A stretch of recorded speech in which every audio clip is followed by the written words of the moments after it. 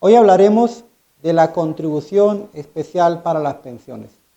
Recientemente, la Asamblea Nacional, conjuntamente con el Ejecutivo, han establecido la normativa para esta nueva contribución en materia impositiva, no laboral, donde se crea un impuesto mal llamado contribución especial, un impuesto que deben pagar todas las personas jurídicas, no las naturales, personas jurídicas, entiéndase compañías anónimas, sociedades de personas, sociedades civiles, donde haya una institución que la conforme, un ente, con dos o más personas, es una persona jurídica con RIF J.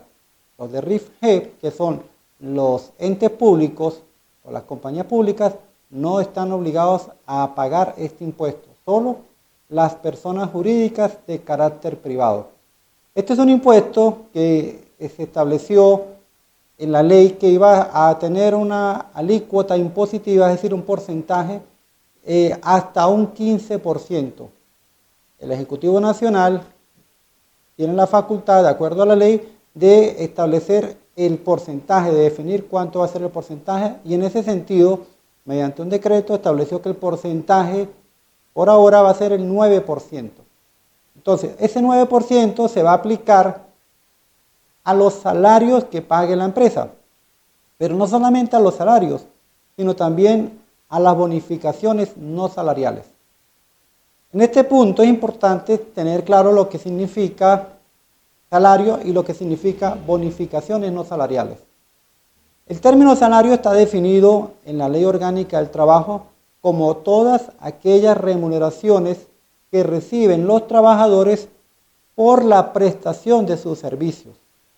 En este sentido, entra lo que se llama el salario normal, que es lo que el trabajador recibe en forma recurrente, en forma cotidiana, todos los meses, pero también entran aquellas bonificaciones que recibe un trabajador, bien sea por productividad, bonos de productividad, por ejemplo, bonos de transporte, que las recibe en forma recurrente y que, de acuerdo a la Ley Orgánica del Trabajo, califican como salario.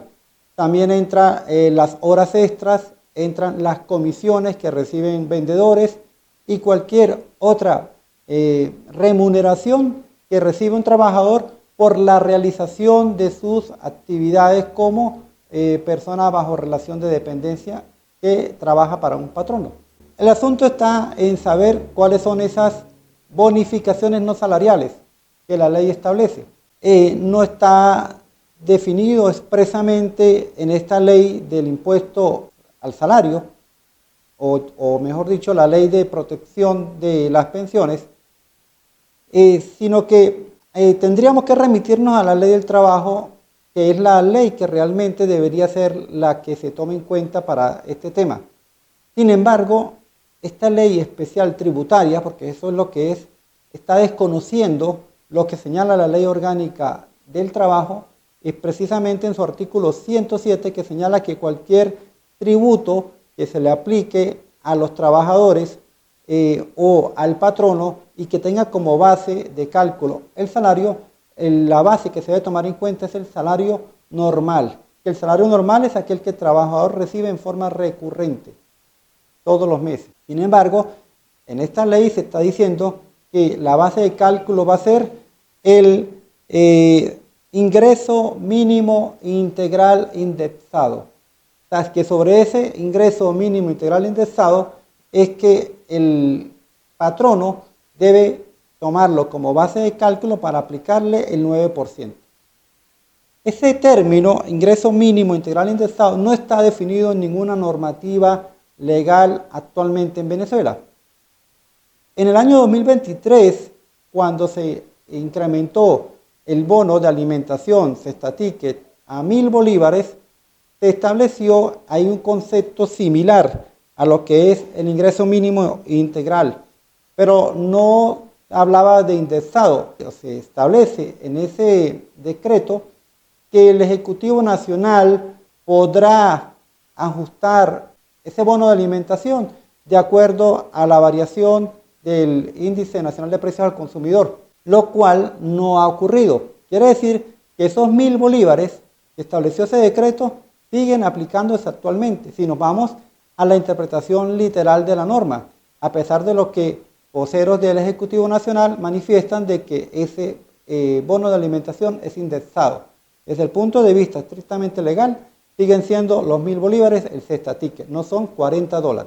Y en el artículo 6 de ese decreto se estableció que se iba a considerar como ingreso mínimo, en este caso, para efectos de el Ejecutivo estar indexando y protegiendo ese ingreso mínimo de los trabajadores, que iba a estar conformado por el salario mínimo, que está todavía vigente desde hace 2 años, en 130 bolívares, que hoy día deben ser algo cercano a los $4.